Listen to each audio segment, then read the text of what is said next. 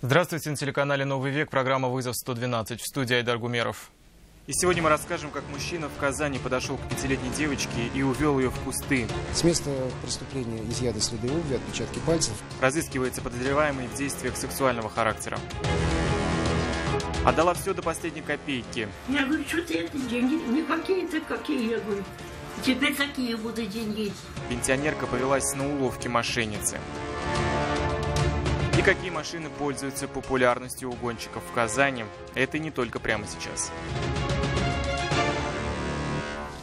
В Казани разыскивают подозреваемого в действиях сексуального характера в отношении 5-летней девочки. В одном из дворов на улице Мавлютова он подошел к ребенку, затем увел в кусты. Спустя время мужчину спугнули подбежавшие туда дети. Следственный комитет по данному факту возбудил уголовное дело. Сейчас подозреваемого ищут. Он попал в зону охвата камеры наблюдения и оставил другие следы. Какие, узнал Салават Мухаммадуллин. Эти кадры были сняты накануне днем камеры наружного наблюдения. Здесь, в одном из дворов по улице Мавлютова, неизвестный мужчина подошел к площадке, где в это время играли дети. Спокойно взял 5-летнюю девочку за руку и отвел в кусты, где начал совершать в ее отношении насильственные действия сексуального характера. В этот момент к девочке подбежали еще несколько детей, после чего злоумышленник скрылся.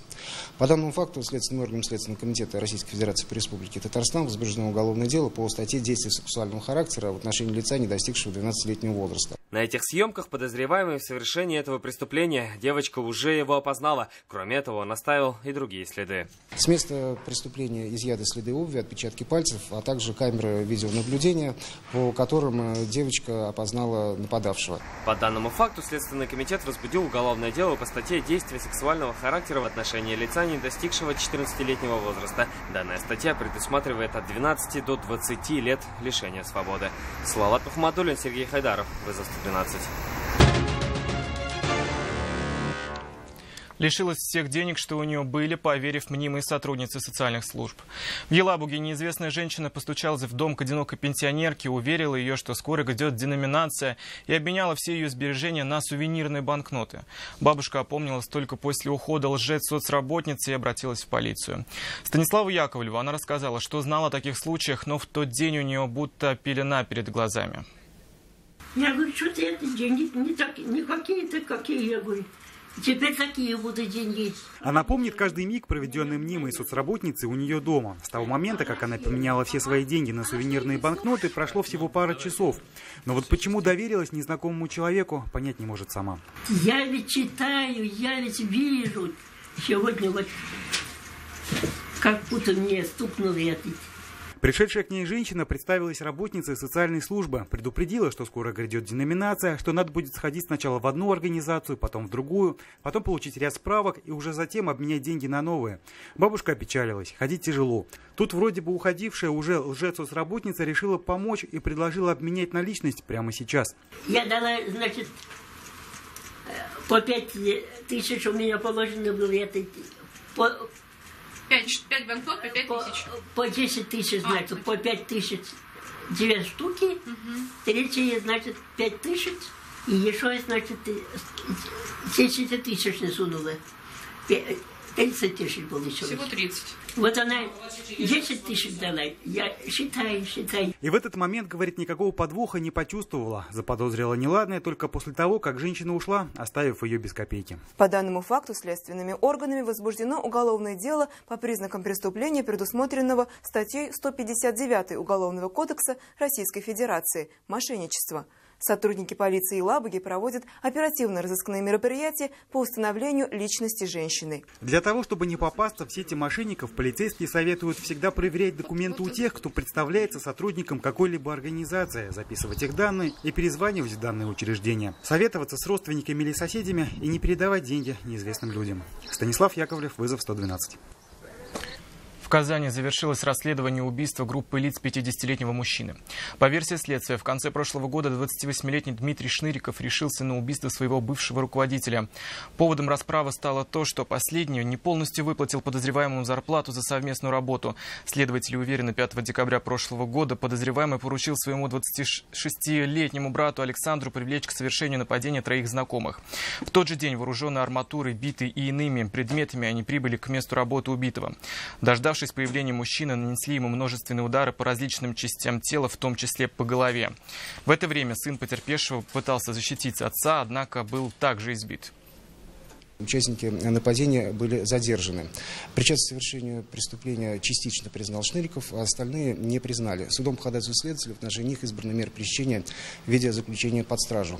Следствием собрана достаточно доказательственная база, в связи с чем уголовное дело с утвержденным обвинительным заключением направлено в суд для рассмотрения по существу. Также следует отметить, что еще один участник нападения находится в розыске. Переломом позвоночника и черепно-мозговой травмой закончилась для двоих челнинцев работа на стройке. Происшествие произошло накануне днем на строительстве жилого дома в поселке ГЭС. Здесь с высоты второго этажа сорвались двое рабочих. Одному 21 год, второму 35 лет. По предварительным данным, рабочие упали в тот момент, когда занимались демонтажом опалубки.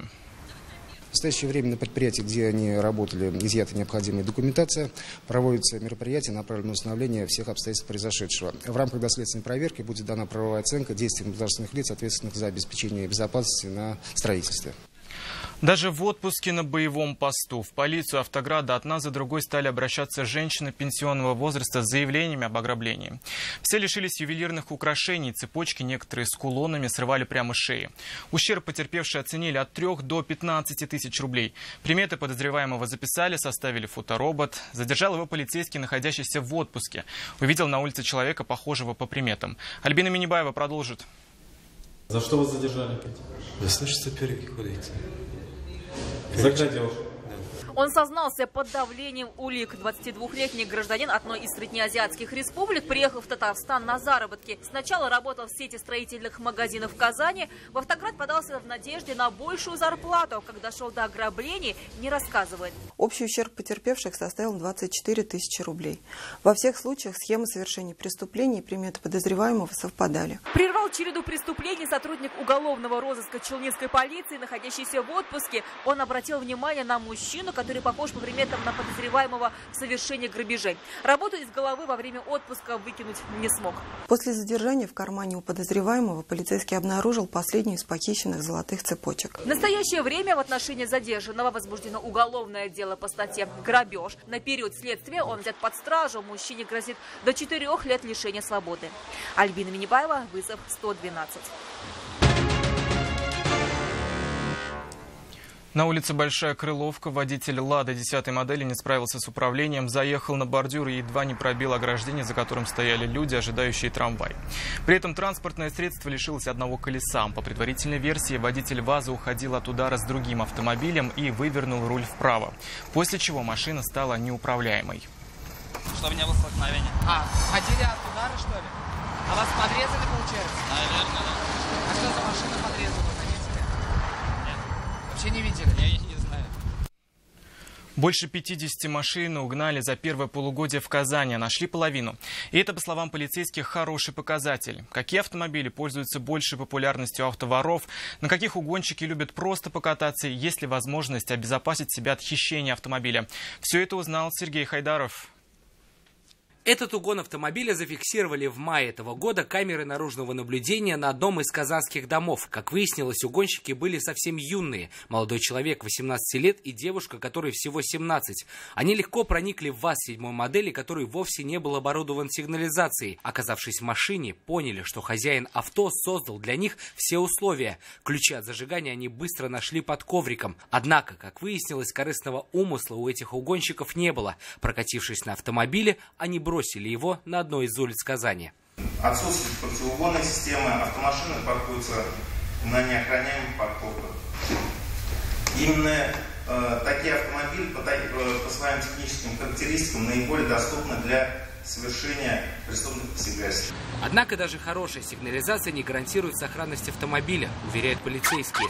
Угоняют как старые «Жигули», так и новые иномарки. Популярностью угонщиков пользуются «Лады», Volkswagen Sport, Dell Nexia, Hyundai Accent и Solaris, а также Toyota RAV4. Нет ни одного факта угона с данной механической сигнализацией. По статистике находят каждую вторую угнанную в Казани машину. В каком состоянии – вопрос отдельный. Сотрудники полиции призывают автовладельцев быть бдительными и при пропаже транспортного средства немедленно обращаться в ближайший отдел полиции. Большинство автоугонов раскрываются по горячим следам. Сергей Хайдаров, Константин Бушуев, вызов 112. И это все, о чем мы успели вам рассказать. В студии был Айдар Гумеров. До встречи. Не бросайте вызов судьбе, вдруг она его примет.